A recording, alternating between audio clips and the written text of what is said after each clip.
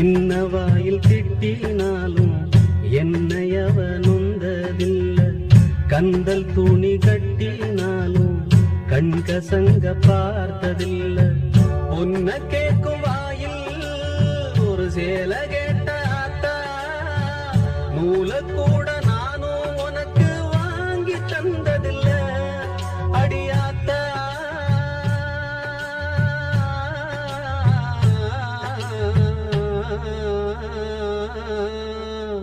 உன்ன போல